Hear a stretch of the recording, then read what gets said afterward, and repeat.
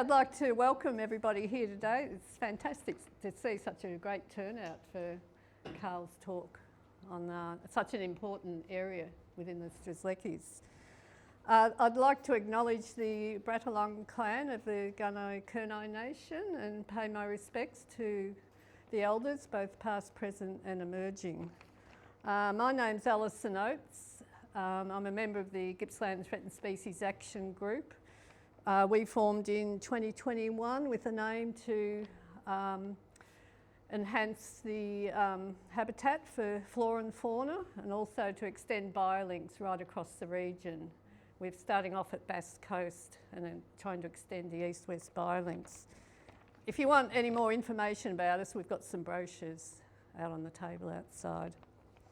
I had the pleasure of visiting Stuart and Victoria's property 2 years ago, I think, and I was dying to get there because I'd done a lot of EVC, vegetation mapping with DECA back in the 1990s, and we could only access public land, and I knew there was so much really good vegetation on private land. So I was very happy to go out and see. So great that Alison came out too. Yeah, and fantastic Cool Temperate Rainforest gully and the slender tree ferns.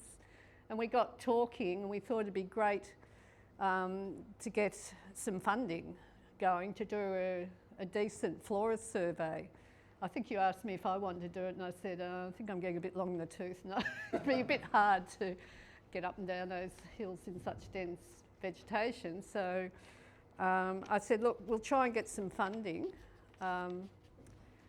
to see if we can get the flora survey done. And we're very grateful to the Wetton Environment Trust who were able to give us a grant to employ Karl and Dylan Osler sitting here in the front, two of Victoria's most respected botanists, I would say, in my opinion.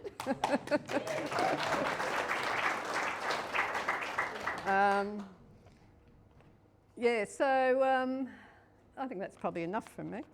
I'd like to now introduce Karl to give us the talk, and that'll be followed by a discussion session afterwards led by Peter Gannon, a local ecologist. Hi everybody, we'll catch up after Karl's presentation.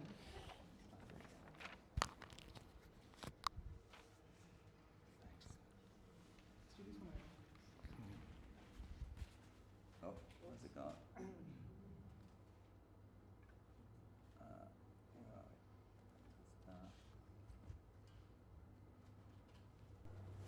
Great.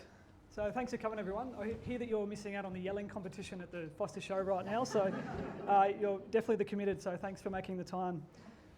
So yeah, Dylan and myself, we've both been working in ecology for a bit over 20 years, and we get to wander around Victoria studying different ecosystems. And I think I can speak for both of us that this was quite a treat to do this project, because like Alison said, we can all go to public land and do surveys, but to try and get on these private properties, often they're very under-surveyed, and we found some really interesting and special kind of findings on these properties. So it was a real kind of pleasure.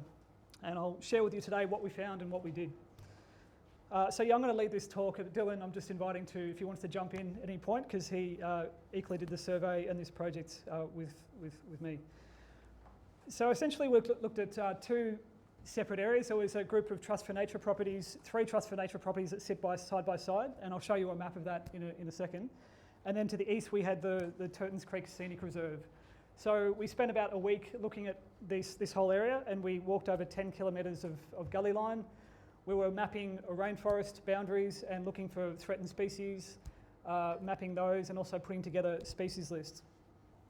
We're also looking at any threatening process. We're trying to get an idea of, are there threats to these rainforest communities and what we can do to kind of look after them in the long term. So looking at the map, so we're down here. You can see this little area down, a little bit of suburbia. That's Foster where we are now. And then if you head up north, we go up into the foothills of the Strzelecki Ranges. And that kind of apricot-y, larger shape is the 3 Trust for Nature properties which sit side by side. There's also another Trust for Nature property, that one going to the southeast, the kind of orange shape, which we didn't survey, but just to show the context, just showing how important it is when you start to get these Trust for Nature properties So they're private land, but they're protected with a conservation covenant. And having them side by side like that is really remarkable because you start to get almost like a mini state park. Some really. Can you point to Stuart's? Yep. He lives around here, I think, Stuart. So yeah, essentially I've just lumped them together, but we had pretty much three, a property down here, one in between. They're kind of like from north to south, aren't they? So that's three properties. Then we had this one that we didn't look at, but which is also Trust for Nature. There's another little reserve in there. And then we have the Scenic Reserve a little bit further to the northeast with some forestry land in between, which I'll show you a different map later showing you the kind of broader landscape. So just to talk a bit about what is cool temperate rainforest. So if you were to go back far enough, say 40, 50 million years, Australia was part of a supercontinent called Gondwana. So we were connected to South America, Antarctica, New Zealand, and this began to break up in the last 30, 40 million years. But if you went back to that time, we had more subtropical rainforests. So if you went to, say, the Cairns area up in northern Queensland, you'd see that kind of rainforest is what we had throughout a lot of Australia. What is Australia now? The cool temperate rainforests, they developed a bit later when there was a bit of a cooling trend across planet Earth around 20 million years ago. So you get the cool temperate rainforest through a lot of the world, but the kind of the types we get are more shared with places like New Zealand, South America, around the Andes, places which we were once connected to. So you can get kind of similar rainforests in those parts of the world. And they're now, because they also evolved at a time when there wasn't much fire in the landscape, there wasn't as much prevalence of fire, they are quite sensitive to fire. So once again, as we started to have a drying trend as Australia drifted north in the last 5 to 10 million years, we've had an increase in fire regimes. There's also been there was Aboriginal burning also would have played a part. And so the rainforest began to contract to essentially to gullies. So you mostly find rainforest in Victoria now in very protected areas where there's high rainfall and where you haven't had kind of lots of fire.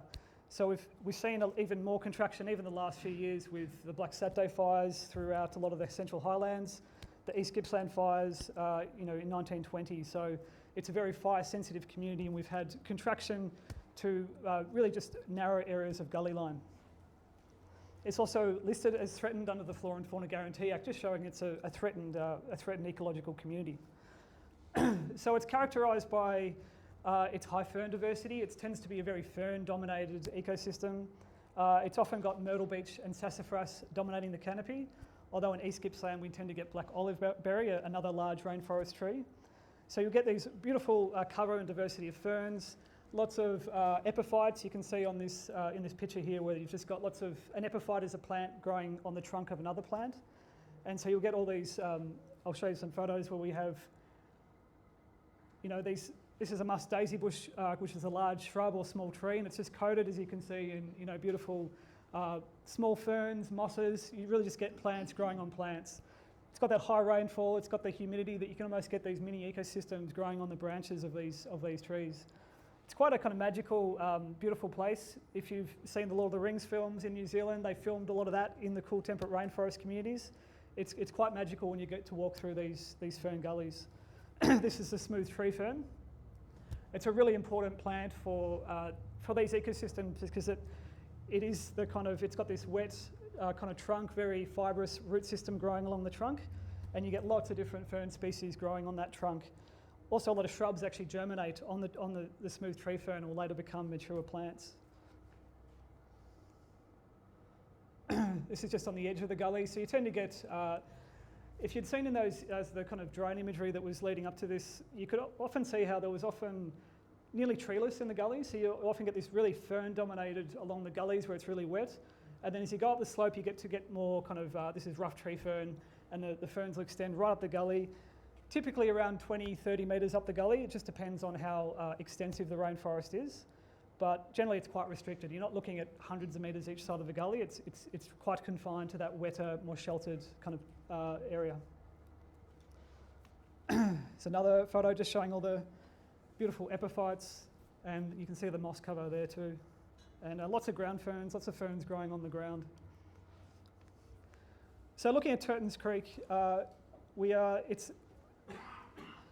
study area was essentially around here.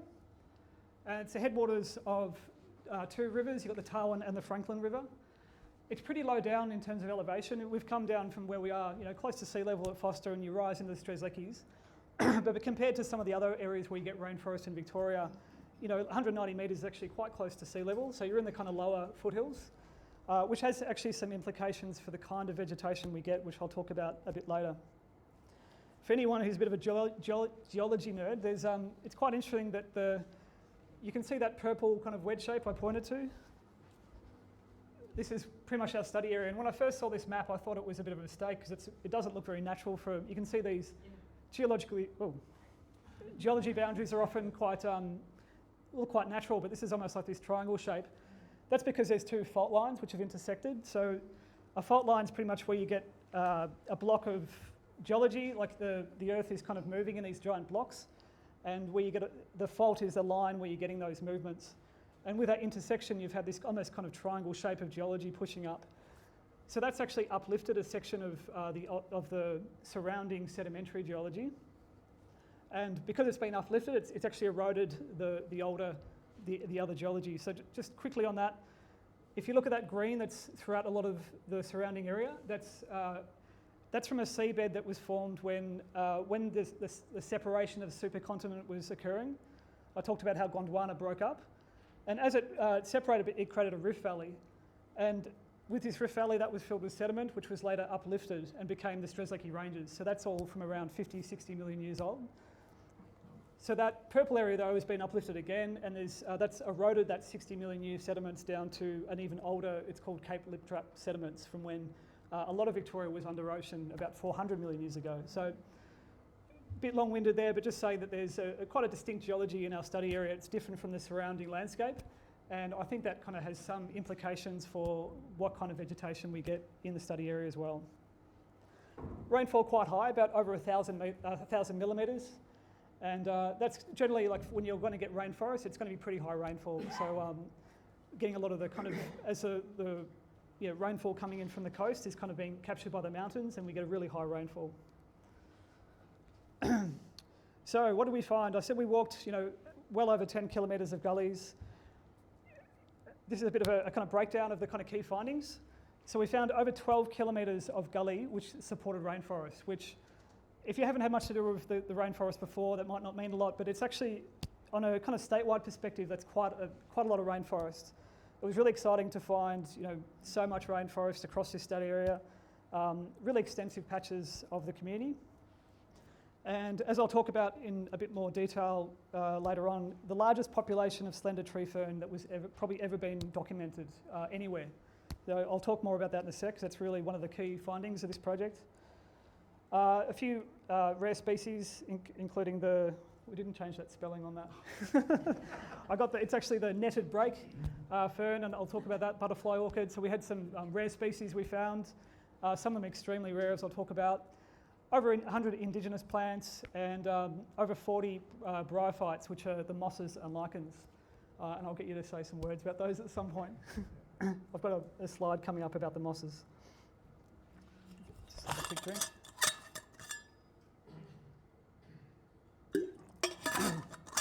So this is one of the key findings, and just a really big shout out to Stuart and the other friends who had been the ones to, my understanding was there was no previous records of slender tree fern in this general area. And Stuart, I think it was on your own property where, he took a few years after being there, he actually went down in the gullies and was seeing these tree ferns. And Victoria, sorry. Shout out to Victoria, because not to say that we definitely didn't discover this. You found the slender tree fern. The idea was to get us in to kind of do a more, to document it more thoroughly and to walk all these areas and map them and do a census. And so I'll just read this out. It's a bit wordy, but just because it really captures it. So combining all sites, the total number of adult plants recorded was over 400. This is the largest population of Sothia cunninghamii, or slender tree fern, ever documented in Australia, where previously the largest population documented was approximately 200 plants within the Tarrabulga to the east. So the overall population estimate for Australia was previously 919 individuals. Counting the adult plants recorded in 2024, the Turtons Creek meta population, and that's looking at the Trust for Nature Properties, the Scenic Reserve, as well as some adjacent HVP managed land, represents about 30% of the known Australian population. It also doubles the previous estimate of 400 or so plants for South and Central Gippsland. So you've got to think of the context here. Well, we didn't even know this was here. This species is, Dylan was telling me, is they're looking at making this a nationally listed fern species now. It's going to be like nationally protected. So didn't even know it was in this area, and now we know it's the largest population that's ever been documented by far. It might be that we go somewhere else and maybe the kind of thorough counts haven't been done as much as we did, but there have been some pretty thorough surveys on this species. So it definitely is one of the epicenters of this species anywhere in the world. So, well, in Australia, there's a lot in New Zealand, but for Australia, this is really nationally significant. It's a beautiful tree fern. It grows, I don't know if you want to say a few words about it because it's your baby, but it's, grows, it's got this, quite incredible because it's got such a, as the name suggests, this slender trunk. And so it'll grow up to, well over 10 metres tall and be only really, if you've seen other more typical tree ferns, they often quite a large trunk on them. This one is just got this really slender kind of trunk and goes right up into the canopy. So it's a really beautiful fern and has become extremely rare elsewhere from also being fire sensitive. You think about the East Gippsland fires, we've lost a lot of populations. A lot of the Black Saturday areas, it disappeared from King Lake National Park. So it's really, to have this hotspot in the Turtons Creek area is really amazing. So this is another one really blew me away. It's the netted brake. It's another fern that grows to about, about my height. It's about 1.5 high or so.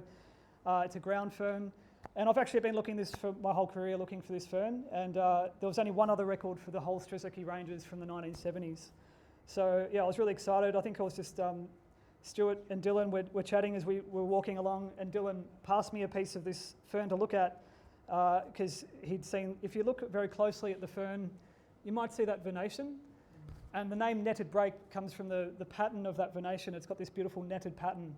And so when I saw that, I immediately knew it was because I've been looking for it for so long. So it was really exciting. And I think you found it on an adjacent property on HVP. Yeah, I found about 150 of them in Tarwin Creek next door as well. It's a really very important place for them. Totally, yeah. So yeah, there's some on the Mornington Peninsula, and then it's very rare kind of elsewhere. So yeah, once again, a really exciting finding, probably of state significance. This one's a beautiful butterfly orchid. So this was, it's an epiphyte. So it grows sometimes right up into the canopy, like up to 30 metres high. You might find it up in a blackwood. Also loves things like musk daisy bush, or even on, if you know, prickly currant bush, which is a small shrub. And yeah, it's got these beautiful flowers, quite similar to some of the more exotic orchids you might see. And once again, very fire sensitive. So this species has disappeared from huge parts of its range from increasing fire regimes and also from illegal collection, unfortunately. People often want to grow this at home and they might take it from out of the wild. So I remember seeing this a few times in the Strzelecki's in the early 2000s, maybe twice from doing huge amounts of surveys, so it really wasn't much around. And it's severely depleted across all of Victoria from those bushfires. So that was another really key finding. This is one Dylan picked up. He was, as we went, he was collecting mosses and spent a lot of time identifying these later on, which I said we got over 40 species. Well, Dylan recorded over 40 species. And this one was the Brown's Mitre moss, which hasn't been recorded for Strzelecki's at all, is my understanding. So is that right? And it's FFG listed? Yeah, sorry, yeah, it's FFG listed. So Flora and Fauna Guarantee Act listed moss. There's not a lot that are listed, but yeah, this is really exciting to find. Hadn't been recorded anywhere in the Strzelecki's before.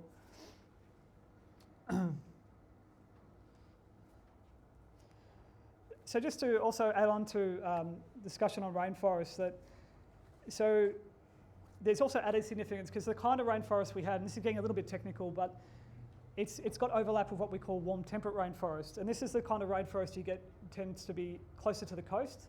So when you go to, you're getting kind of a lot of kind of humid conditions coming from the coast, particularly in East Gippsland, coming across to near the Melbourne area.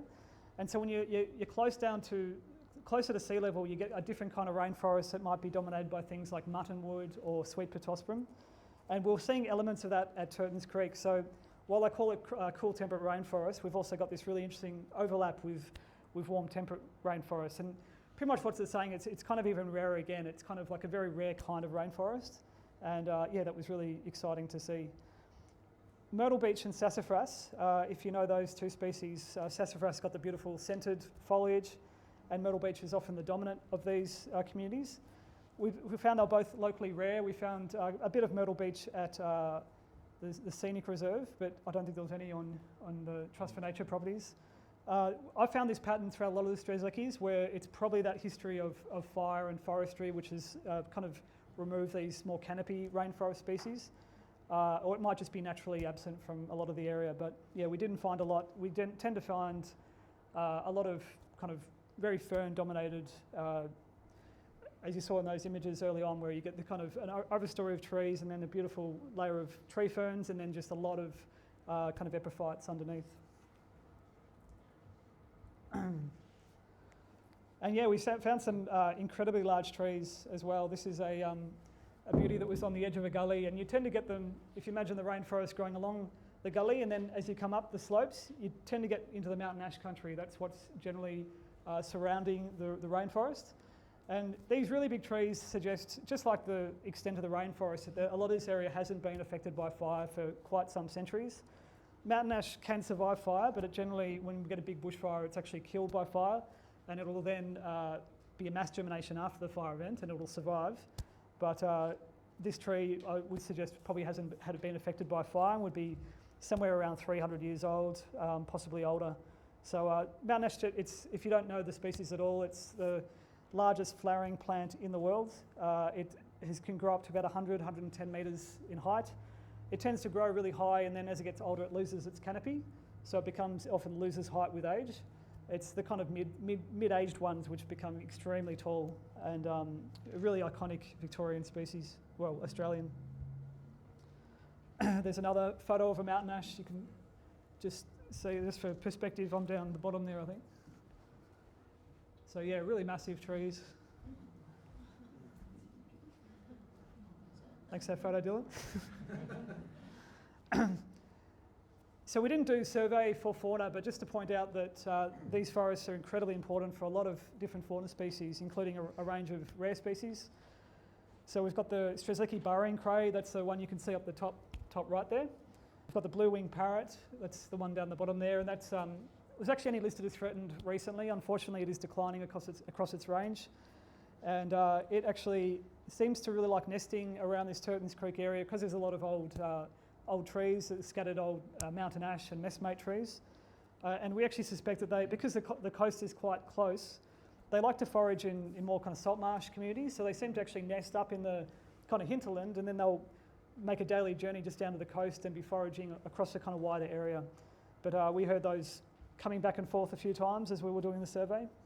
Got the beautiful gang cockatoo, Lewin's rail. There's a small wetland bird that Stuart's recorded on his property near the dam.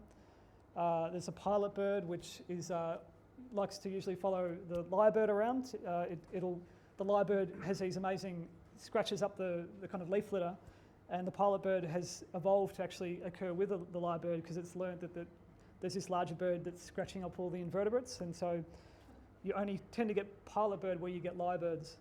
And the beautiful powerful owl, one of Australia's largest owl species, is also known from the Turtons Creek area. So really important habitat for a range of fauna. And this is, we didn't actually record this species in our survey, but just to point out that we were out there for a week, and I'm sure with more survey, much more would be found. There'd be, especially these little cryptic things. This is actually called Thismia, or fairy lanterns. And there's an old record that Dylan found for the Strzelecki Ranges that was, I think, from Tarrabulga area, and it's really cryptic because it's what we call a micro-heterotroph, I think you call it. These are plants that actually don't even photosynthesize anymore, and they've actually got associations with fungi, so they're getting their nutrient uptake actually from fungi species. And when I saw this once, nearly 20 years ago at King Lake National Park, it was growing almost under leaf litter, but it's actually a plant. It looks like a fungus, but it's a plant. So something like that could easily occur at Turtons Creek, and a whole range of other threatened fauna and flora could occur that we just need more time to look for and to document. So I'll just go through some of the threats for, what are the threats to our rainforest. Obviously I've talked about bushfire a few times, and that is one of our key threats. Obviously not an easy one to manage, but there are ways of early detection of bushfires, property management, all those kind of things, and also how we manage our overall our whole catchment, which I'll talk about for forestry, because there's some links between forestry and bushfire. But yeah, unfortunately, if we have bushfire, that's one of the main threats to losing our rainforest. There's this interesting cycle you get with our cool temperate rainforest where it takes about 400 or 500 years to develop. So if you imagine the cycle after a fire is if a rainforest stand gets burnt, it'll then have all these dry sclerophyll species come in and germinate, things like mountain ash, and it's like the dry communities move down slope.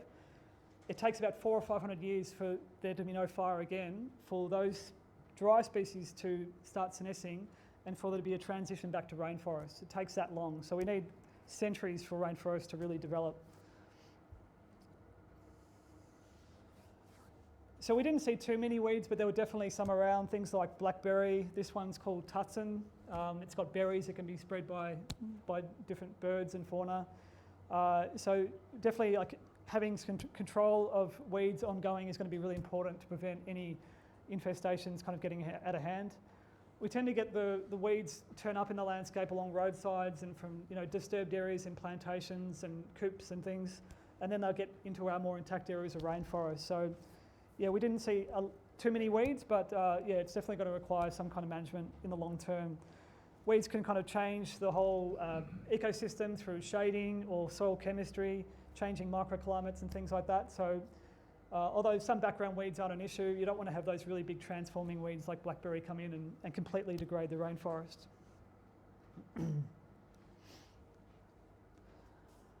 So deer is another big one. So we didn't see too many deer, but we know they're around, and we saw some kind of evidence of deer. This is a photo that Dylan took in the Central Highlands, is it? Sherbrooke Forest. Sherbrooke Forest, and you can just see that's really shocking. That's just a track from lots of sandbar deer. So they don't only browse vegetation; they'll actually eat ferns down. They rub their antlers on shrubs and trees and can actually kill trees by kind of ring barking them, I suppose, from their antler rubbing. They wallow in the creeks. Obviously the erosion and the pugging and trampling. So far the deer aren't an issue. I wouldn't say they're not an issue. They're not in abundance in high numbers, but once again, and sometimes you can have quite a drastic change with deer. So after Black Saturday, when the fires went through, it kind of created the post-fire regeneration created ideal conditions for deer, and we saw a huge explosion of deer numbers. So they often, after a bushfire, try and do a bit of control of deer in that time, because otherwise you can have a real stepped increase in the numbers, and before you know it, you can have these really major problems and degradation. Adjacent timber harvesting. So unfortunately, we do have a lot of land adjacent to some of the particularly, I think, Stewart's Block, where it's right next door to land that's not really not compatible land management. It's been set up for forestry. They planted blue gums in the past, and they want to at some point come in and harvest those.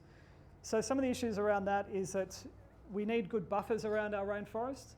If you don't have a good buffer of trees around a rainforest, you get things like what we call wind throw, where stronger winds are coming through and they can knock down your key species. If a stronger wind's coming through and it knocks down a mountain ash falling on a gully can just completely obliterate a whole bunch of ferns and tree ferns and things. So you need that kind of real good protective buffer. There's also huge amounts of aerial spraying that go on for these plantations when they'll harvest, and then they'll do a lot of aerial herbicide application to stop weeds coming up so they can do their planting. And there's obviously huge potential for that to drift into our rainforest boundaries. So once again, you just need a really good buffer around your rainforest. Also increases weed invasion in the catchment. And there's also plenty of evidence coming out. There's a few studies, and there's different opinions depending on which experts you talk to, but there's at least a few meta-studies showing that increase in forestry in a catchment will increase your bushfire risk. And that's because we kind of dry out the forest. You tend to get this more matchstick forest developing. You lose a lot of your kind of moisture. It's drying out. There's more exposure to sun and wind, so you get kind of a drying effect, and that can actually increase bushfire risk if you've got too much harvesting happening in your catchment. And you can see on this image, just to highlight that. So those orange areas are the kind of protected areas I pointed out before. Most of that grey, or all of that grey you can see, is public land, but it's been handed to HVP as a 100-year lease to pretty much harvest as they like. They're supposed to have certain kind of measures they put in to protect rainforests and put buffers in. There's been a pretty bad history of them not always doing that and not putting the right kind of buffers in or even doing the right kind of surveys. But you can just see there's, it's concerning how much of this part of the Strzelecki Ranges is actually given over to forestry rather than to nature conservation. So I think HVP have done some great stuff as well over the years. I wouldn't completely criticise them. They have had some conservation programs and things. I think it's just important we can kind of work with them to try and get the right kind of buffers, see if they've got initiatives to protect rainforest and do some proper kind of restoration. This is another kind of a tricky one because so currently in the Turtons Creek Scenic Reserve, fossicking is allowed. Personally, I'm not against fossicking itself, but you've got to ask the question, is it really a great idea to be fossicking where you've got these amazing rainforest communities I've been talking about, which are also protected under legislation? There is actually a conflict with the Flora and Fauna Guarantee Act. So as it is at the moment for fossicking, there's a list you can look up where there's certain creeks in Victoria where you're not allowed to fossick, but that would have obviously not been based on any really thorough survey. No one would have, I think the Turtons Creek Scenic Reserve has been overlooked because if you considered it's got endangered species, it's got a threatened rainforest, it's really vulnerable, probably not the best idea to be doing fossicking there. We saw a lot of this kind of just small holes, sometimes quite extensive damage where people looking for gold and they're digging out all the understory. And for the Strzelecki Burrowing Cray, which really needs that kind of clear water, really high quality streams, it causes a lot of sedimentation, obviously a lot of disturbance and removal of important plants. So I think that's something that probably needs to be reviewed at some point. So what can we do to protect the rainforest? Well, I think I've gone through for those different steps, but yeah, essentially preventing bushfires where we can. The weed and feral animal control is really essential because, as I said, even if weeds and deer are not at a kind of high numbers right now, we don't want that to escalate. So just kind of having some management of our areas to make sure they don't degrade. Appropriate buffers from timber harvesting with HVP would be really welcome, particularly on the Trust for Nature property. And maybe some limits on fossicking in the Scenic Reserve. So I've whipped through those. Is there anything that you'd like to add, Dylan? No? You sure? You sure? All right. I just want to acknowledge that this was all funded by a few grants from, I'll just wait for them. Here we are. Here we go. Yeah, so we've got Gippsland Threatened Species Action Group, Wetton Environmental Trust, Friends of Turtons Creek, Tarwin River Forest, and all those groups really allowed this project to happen through funding ourselves to come out here and do this work. So just acknowledging that as well. That's the talk. We'll go to some discussion and questions.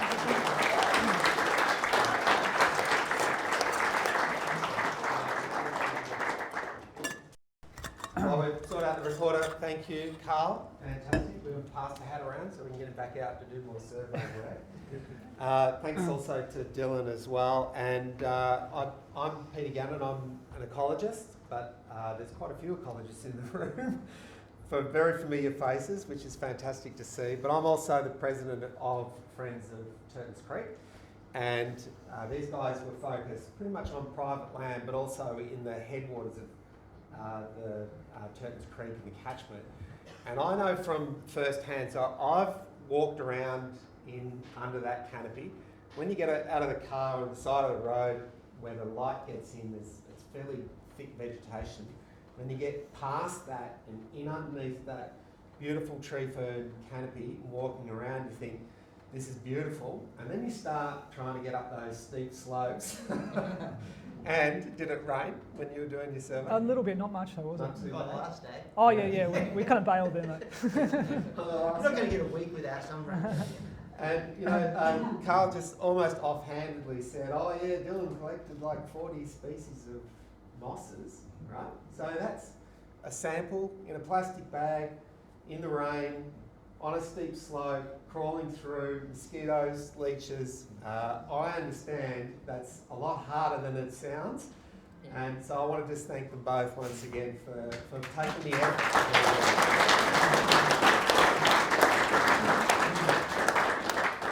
I'd like to give them a little gift too. It was so wonderful to be with Karl and Dylan when they found the netted break. It was just like unbelievable. So a little bag here with the picture of the netted break.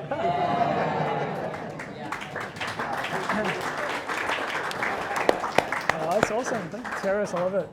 There you go. That's so great.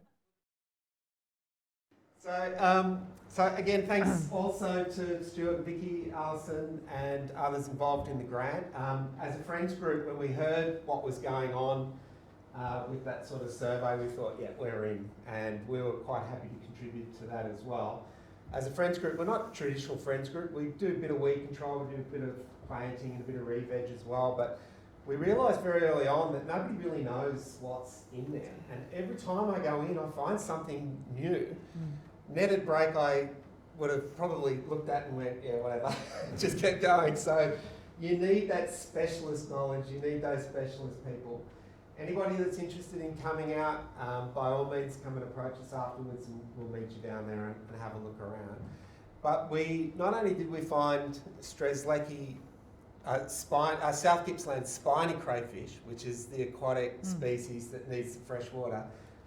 You put a picture up there of the Strzelecki burrowing crayfish. And to give you an idea of the sort of stuff that we're dealing with, when we found that, I was working with Aaron, an ecologist, he's very experienced, he's got all the permits. We had to take that sample into ARI because there were no photos online, there was no information. ChatGPT didn't exist, so probably wouldn't have been able to help us much anyway.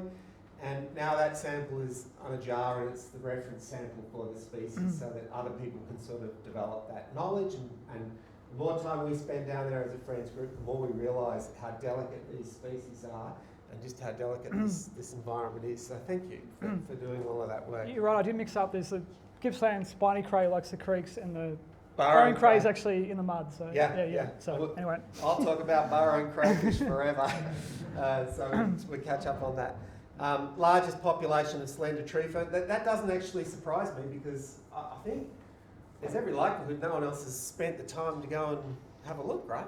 I mean, we might find slender tree ferns in other locations, but I think the thing that's quite unique about this site is, and I read in your report, and you mentioned it briefly as well, did you say there was an Aleria that you said might be close to 100 years old? Oh yeah, those big musk daisy bush. Yeah.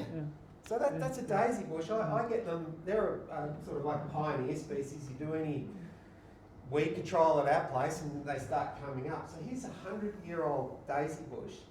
That mountain ash, by the way, I'm asking, everybody gets to ask the questions, but I'm going to ask all my things. But that mountain ash that you took a photo of, was that Dylan standing in front of? That's Karl. So how rough idea, age? About say 400. Yeah, 300 or 400. 400. 300 or 400. Yeah. So, you know, we've had some horrific bushfires in recent times, and when I say, yeah, if we went out and had a look, we might find other slender tree ferns. The first question is, have they been burnt right throughout East Gippsland, and pretty well, you know, more than likely quite wiped out? And if we do find them, where are they? How long are they going to last? You know, given the climate change and the way things are going. So that was going to be my first question, and I'm going to throw it open to anybody else that wants to contribute and has any questions as well. But how important is it to have this site protected, Trust for Nature sites protected, waterways and gullies protected in light of, you know, recent changes in climate change? And do you think that this is a safe site or an extremely vulnerable site? Or extremely vulnerable population of slender tree ferns?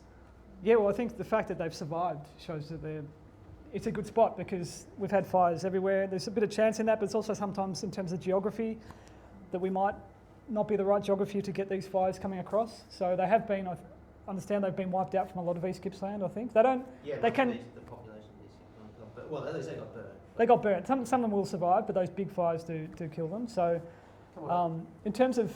Come on. Come on up. In terms of significance, I'd say it's nationally significant. It's one of the most important. It is the most important population, probably. I mean, look, Tarabulga, they're all as important, but this is, I think it's a huge finding, really. Well, So- and on that note, so cool temperate rainforests. So again, I keep asking all my questions. We will come back, I promise. But you didn't just go out and go, yeah, we reckon this is cool temperate rainforest. I think I saw in your report that you went through an assessment process. Can you? Yeah, so it was developed by the Arthur Rylah Institute, and that's because there has been this. They do have to put certain boundaries between rainforest and forestry areas under the Code of Forestry or whatever it is. So David Cameron at Arthur Rylah Institute developed a way of assessing to tell this is a rainforest, and then this is where the boundary is. You can literally get a line.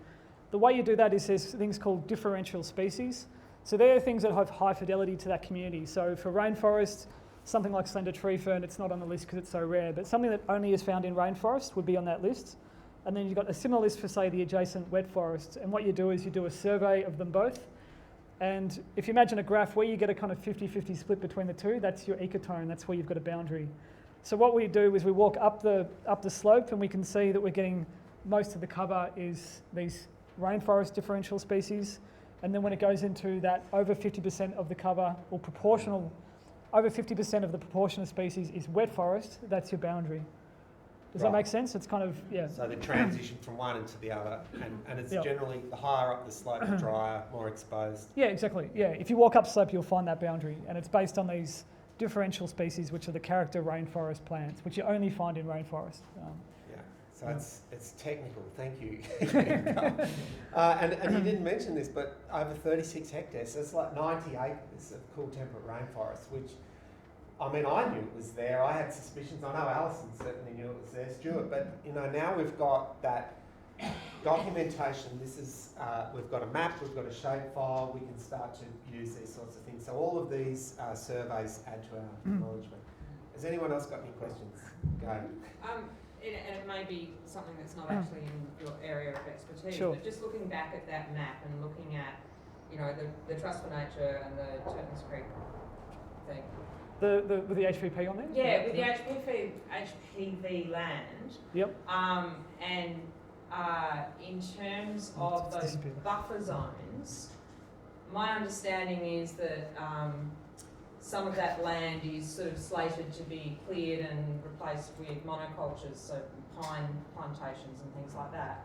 What sort of buffer zone do you need to really protect the slender tree fern communities? Yep. If there's an adjacent monoculture, like what is how do those two things work together? Yeah, it's a really good question, and it's it's obviously hotly debated because whoever wants plantation is going to say something, whoever wants conservation is going to say something. Yeah. There have been boundaries of up to 200 metres put in for rainforest. Mm-hmm. That seems to be when they do it properly. You have a creek, and then there's 200 metres from the edge of the rainforest will be protected, is my understanding. But it's often very hard to convince HVP that it is rainforest, and they, for some reason, don't seem to follow the code as strictly as, say, Vic Forest sometimes used to. I would argue 200 metres is important because, like I said, if you imagine that wind throw, when you start getting that wind exposure, and you've got mountain ash is what surrounds these rainforest stands, and you've got this massive tree, and you start getting all that exposure to the mountain ash, and then one of those falling over, they can be up to 100 metres tall, and they just smash everything between them. So I'd say 200 metres, just off the top of my head, and that has been accepted in some parts of East Gippsland. That was acceped, but doesn't always happen. Finding that balance is tricky. I mean, we have to work with our neighbours. Credit to Hancock's, they do listen to us, and we do meet with them, and they do have the Cause and Links program, and they have set certain areas aside for conservation. I mean, we're ecologists. We want 200, mate. Keep going. Yeah, we'll keep going. Yeah. But we also have to be realists. We have to work, and perhaps into the future, we would love the opportunity to work with Hancock's on perhaps looking at other ways and maybe finding a mix between, you called it a monoculture, it's pine, but it could be a mix of other species. And blue gum's not necessarily the answer. I mean, we're dealing with Regnan's country here, mountain grey gum is just more common my way and so on. So it's finding that balance is a little bit tricky sometimes. Anyone else? Karl, is a measurable distance back from the cover that you can define where you need to stop logging? Because drawing out the whole gully. Yes. Um, Once again, depends who you ask. Like, if it was up to me, it would be a kilometre. But yeah, I know that once again, I think that 200 metres around streams is what has been the kind of the best that's been achieved in Victoria so far. I would argue further because we know, like you said, the drying that occurs, the kind of roll-on effects that happen, indirect effects, it really needs to be, these are such sensitive ecosystems, and I think you need to have it even more than 200 metres. Yeah. Another way of looking at that would be, we found Strzelecki Burrow and Cray more than 200 metres away from the waterway. So depends how you measure it. It's not 200 on the ground, we're talking 200 horizontal. And by the way, they are aquatic, so they burrow down into the water table. So, you know, there's different ways of measuring things. You can measure it as an ecologist, and Karl's looking at light impacts, moisture impacts, as well as, you know, perhaps you could use the fauna to determine where those buffers are. It's not a tricky, it's a very, it's a loose science. Go. Can I just ask, so with the, in the pictures at the start, we saw some logging, some examples of some logging that's occurred. Is that the recent HVP logging that's happened in that area? I think that was more a random photo I found somewhere. Yeah. And if not, the logging that has occurred in the block that's just nearby that area, the survey area, what sort of buffers were in place there? Do you know? What are the setbacks from the creek? Yeah, I've actually had a look at it, and it wasn't. I don't know if you know meters. I think we decided it was maybe nearly 100 metres from the creek. Look, I mean, mate, yeah. So, I mean, if I just, It definitely wasn't 200 metres. It was less, and it. well, one of the things, I mean, 40 metres you said, Stu? yeah. So I guess one of the things is we don't really know, because we've been sort of with my Gippsland Forest Guardians hat on at the moment, but we're trying to get more information. So we're trying to get the timber harvest plan, and there's been an audit of the coop that we're trying to get from council, but we've been blocked by council and HVP. We're in VCAT this week trying to get these documents. So when we have these documents, we'll be able to learn a lot more about what's actually happening there. Yeah. So I hope that sort of, you know, it's not really, I guess, the time to go into details about specifics in that case. Forestry is one of many threats, so I guess, you know, we could talk about that later if anyone's interested in talking about it with us later. Gippsland Forest Guardians, Victoria, myself, or Lisa. Just have a chat. Cool. Did you actually get any of the warm temperate rainforest, the Strzelecki warm temperate rainforest in the area, do you think? Not really. Like, so we had a bit of pittosporum. So when I've seen proper Strzelecki warm temperate rainforest, it's usually pretty lots of sweet pittosporum almost dominating, with things like wombatberry and some kind of indicators. We did see often on the upper slopes a bit of sweet pittosporum and a little bit of myrcene as well, the muttonwood. Yeah. So more like kind of just elements of it rather than being a patch of warm temperate. So would you get those warm temperate rainforests ever at the top of the ridges, or are they always sort of in the gullies? Do you know? More in the gullies from what I've seen. Like so generally in the Strzelecki ranges, they're not right up high in the high altitude where it's really cool. They're on the coastal areas, kind of south facing, because they're getting that kind of almost Torresian eastern kind of current climate wrapping across the coast, and that kind of warming influence. Sort of space for it. Yeah, exactly. Yeah. Where I've found it mainly on private land, is like this is the most protected bottom of the gully. The bottom of the gully, And with blackwood dominating as well. I was just going to ask that. It'd be a different key, right? Or is it? Blackwood's tricky because it's such a widespread species. Like, it's definitely a key in the warm temperate, but you'll also see it in, you know, the edge of damp forest and wet forest, and it's not a very an indicator as such because it's found. But it's always never. And by the FFG modelling identifies most of your sites as cool temperate rainforest, but also they've identified warm temperate in that. So, you know, we'll just need a bit more funding. We're going to have another look. We'll probably find it. Sorry, I think over here first. Yeah. Okay. I just wanted to say that you know how cool temperate rainforest is often in the gullies. Yep. Just so that people know, at Gunya it actually crosses the ridge, goes right up over the ridge and down the other side. Wow. With the Myrtle Beach and everything. Which is incredibly rare now, isn't it? Like yes, because of that fly history. If you haven't been there, that's a good place to go. Yeah. I also have to say one other thing, and that is I don't like to hear HVP congratulated too much. This Cause and Links Reserve, they could have handed that over without the one-off logging. Yes, definitely. And They also know that the community doesn't like pine being planted, where there's always been bush. Yes. And it's a terrible history, and I won't go into it. I've written heaps on it. And most of that area was reforestation, and they treating it like plantation. So Totally. I just wanted to point No, that I agree. out. Like, I was trying to- can't really feel happy about Hancock's. Totally.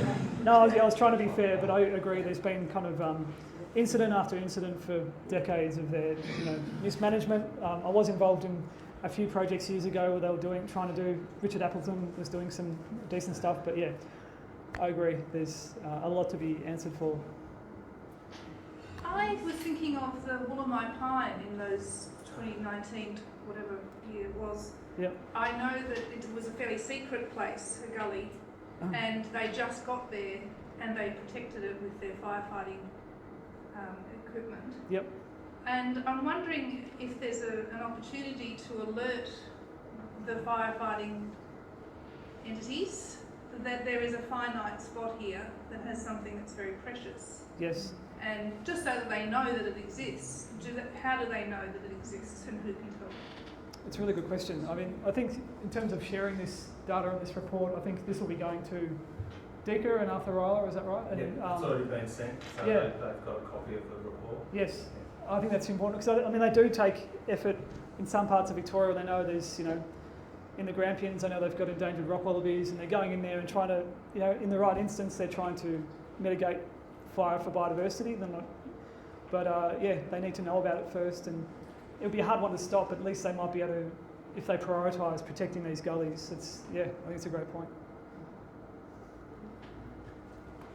Many of you may know Hancock's are about to plant the Victorian Government about 14,000 hectares of new pine plantations throughout South Gippsland. Yeah. I suppose there are a lot of lessons from this in terms of when they do plant other plantations, how those are documented and making sure that those buffer zones are adequate where they do plant close to the farms. Is that something that any discussions that you're aware of have been had? Stuart probably know more than I do, but just quickly on that on the pines, I find that really concerning because I think at one point there might have been replanting of Mount Nash, and I think because now there's a lot of that Mount Nash that might have been planted, or when I say might, because a lot of it looks like native forest now, and so there's been contention over whether it's actually should be plantation or forest. So I think one of the reasons they're going to pines now is it's very clear cut.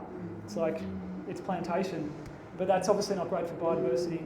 Yeah. In terms of your question, I'm not as aware of those conversations about I don't know, Stuart, if you have any idea. It's pretty shut up shop. It's hard to get in there to kind of... Because there is sort of 14,000 hectares of hardwood that's going to be harvested. Yes. But the 14,000 of new stuff is completely separate over and above what the existing is. So it's going to have a pretty major impact on South Gippsland. And I speak to a lot of people who just think logging is stopped in Victoria, but I always point out, Strzelecki's, that there used to be code for what kind of surveys had to happen, pre-harvest surveys and things, but HVP just don't seem to be bound. Well, they should be bound by it, but for some reason do very limited pre-harvest surveys. So they could just argue they don't even know that they're next to a rainforest gully or something and not put in a buffer. They should have to do pre-harvest surveys and they should have to have buffers. But like I said, I can't answer your question. I don't know what that decision making, how it happens. Your point on the buffers is valid as well because they're not adequate in code. And talking to Deeker, I've been trying to work with them on that, and they're very closed-minded in that regard. So it's been very difficult to extend the buffers. I'm just wondering if any of you know what the conservation status of the Scenic Reserve is, because I see that under the South Gippsland Planning Scheme, it's actually zoned as farming zone. And I don't know whose management is it under currently. It's a bit hard to find out. Yeah. And I'd add to that, one of the things that you picked up is that perhaps now that we have positively identified this cool temperate rainforest, can we do something about the fossicking? Because fossicking sounds like a fairly innocuous word, but I've seen holes almost half the size of this room where they've just been digging, putting all the spoils into the creek and then leave all their buckets, shovels, the whole lot, and just drive off and leave it. So, maybe we need to do a bit more work as a friends group. It took us long enough to work out, is this a parks reserve or is it a Deeker reserve? The answer is it's Deeker. but parts of Vic do most of the management, whatever that management might actually be. So, you know, it's hard enough just dealing with who's responsible, let alone getting something done. That's good. Yeah, because the creek corridor is zoned as public conservation reserve. But not the... But then the scenic reserve is farming zone. And we know that the scenic reserve was set aside not for its environmental values, because it's incredibly dangerous. I've walked in there, I've found old gold mining shafts that go vertically and as well as horizontally, both directions. So you've got to be quite careful. It's 3 o'clock, and I think we might have to There's scones. wrap things up. They've been sitting around for quite a while as well. And we're happy to take other questions. I'll explain, I'm in the Milford CFA, so we'll talk about that as well, because I'm happy to talk about any of those issues as well. So I think it gives me great pleasure just to get everybody to give them another round of applause.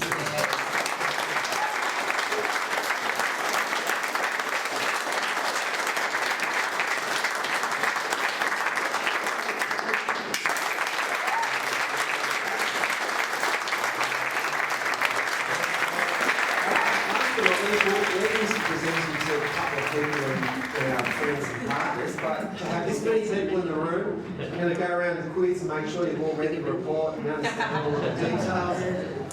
There are also GIS shapefiles if anybody's interested. We're happy to share those. We're sharing with the government as well. But I think you need a round of applause for being here on a weekend.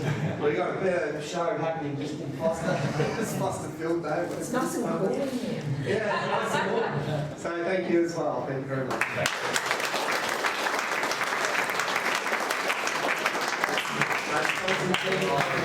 you.